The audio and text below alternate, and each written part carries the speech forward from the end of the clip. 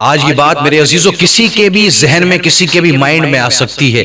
کہ آخر یار یہ ساری پریشانیاں مسلمانوں ہی پر کیوں آ رہی ہیں، آخر مسلمان ہی کیوں پریشان ہے، ظلم و ستم سارے مسلمان ہی پر کیوں ہو رہے ہیں، آخر یہ ظلم و ستم کے پہاڑ مسلمانوں پر کیوں توڑے جا رہے ہیں، ساری قومیں مسلمانوں کی دشمن بنی بیٹھی ہیں، آئے دن مسلمانوں کی پریشانیاں کم ہونے کا نام ہی نہیں لے رہی ہیں، دن بدن مسلمانوں کی پریشانیاں بڑھتی جا رہی ہیں، دن بدن اضافہ ہوتا جا رہا ہے پریشانیوں میں، مسلمانوں کی مسجدوں کو توڑا جا رہا ہے، مدرسوں کو توڑا جا رہا ہے، ان کی جان لی جا رہی ہے، ان کے گھروں کو گرایا جا رہا ہے، بلڈوز کیا جا رہا ہے، تو یہ ساری پریشانیاں مسلمانوں ہی کے لیے کیوں ہیں؟ یہ بات کسی کے بھی ذہن میں آ سکتی ہے،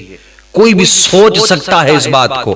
اور میرے عزیزو اگر حالات حاضرہ کا جائزہ لیا جائے تو کوئی شک بھی نہیں ہے اس بات میں، یہ سچائی ہے کہ ہر طرف سے مسلمانوں کے دشمن تیار ہیں اور مسلمانوں کے خلاف نئی سے نئی سازشیں کر رہے ہیں، کسی صورت سے کوئی مسلمان پھنس جائے۔ اب آپ دیکھیں مفتی سلمان ازہری گرفتار کیا گیا، آپ کو ایک جگہ سے رہائی ملی، پھر دوسری جگہ کے لوگوں نے گرفتار کر لیا، دوسری جگہ لے لیا گیا کسٹڈی میں، پھر وہاں سے رہائی ملی تو اب تیسری جگہ پر پہنچ چکے ہیں، تو یعنی پریشانیاں کم ہونے کے بجائے، مصیبتیں کم ہونے کے بجائے، ظلم و ستم کم ہونے کے بجائے اور بڑھتے جا رہے ہیں۔ تو آؤ میرے عزیزو، جب بھی یہ ذہن تمہارا بنے نا، جب بھی یہ تمہارے ذہن میں بات آ جائے، کبھی بھی ایسا خیال تمہارے اندر پیدا ہو، تو اللہ کے رسول صلی اللہ تعالی علیہ وسلم کی مکی زندگی کو یاد کر لینا، آقا کریم صلی اللہ علیہ وسلم کی مکی زندگی کو، آپ کے اصحاب کی مکی زندگی کو یاد کر لینا، کیونکہ میرے عزیزو جتنی پریشانیاں، جتنی مصیبتیں، جتنی دقتیں اللہ کے رسول صلی اللہ علیہ وسلم اور آپ کے اصحاب نے اٹھائی ہیں، اس کے برابر تو بہت بڑی بات ہے، ہمیں اس کے مقابلے میں تھوڑی سی بھی پریشانی نہیں آ رہی، ہم کچھ مصیبت میں نہیں ہیں، کوئی پریشانی میں نہیں ہے میرے عزیزو۔ اور آؤ آج جو کچھ لوگ یہ سوال کرتے ہیں کہ پریشانیاں مسلمانوں ہی پر کیوں آتی ہیں، ایمان والوں ہی پر کیوں آتی ہیں، آخر ایمان والے ہی کیوں پریشان ہیں، آخر مسلمان ہی کیوں پریشان ہیں، سوال کرتے نا لوگ، تو یہی سوال صحابہ کرام رضوان اللہ تعالی علیہم اجمعین نے اللہ کے رسول صلی اللہ تعالی علیہ وسلم سے کیا، یہی سوال نا میرے عزیزو آقا کریم صلی اللہ علیہ وسلم کے صحابہ نے اللہ کے رسول سے کیا تھا کہ یا رسول اللہ پریشانیاں کیوں آ رہی ہیں ہم پر، یہ ہم پر کیوں اتنی پریشانیاں آ رہی ہیں، ہم ایمان والے ہیں، ہم پر کیوں اتنی دقتیں ہیں، کیوں پریشانیاں ہیں؟ تو اللہ رب العزت نے اس پر آیتیں نازل فرمائی، اور قرآن مقدس کے اندر پوری سورت ہے اس کے حوالے سے، اس کی چند آیتیں میں آپ کو پڑھ کر کے سناتا ہوں۔ قرآن مقدس کے اندر آیا حسب الناس ان یترکوا ان یقولوا آمنا وهم لا یفتنون، اللہ اکبر کبیرہ، رب کریم نے ارشاد فرمایا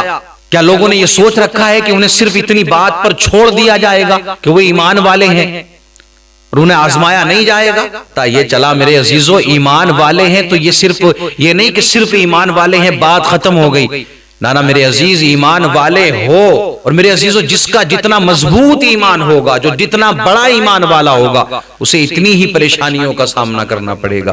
اتنی ہی مصیبتیں اس پر آئیں گی، اتنا ہی بڑا اس سے امتحان لیا جائے گا۔ رب نے فرمایا وَلَقَدْ فَتَنَّ الَّذِينَ مِن قَبْلِهِمْ فَلَيَعْلَمَنَّ اللَّهُ الَّذِينَ صَدَقُوا وَلَيَعْلَمَنَّ الْكَاذِبِينَ، رب نے فرمایا کہ بے شک ہم نے ان سے پہلے والوں کو بھی آزمایا ہے،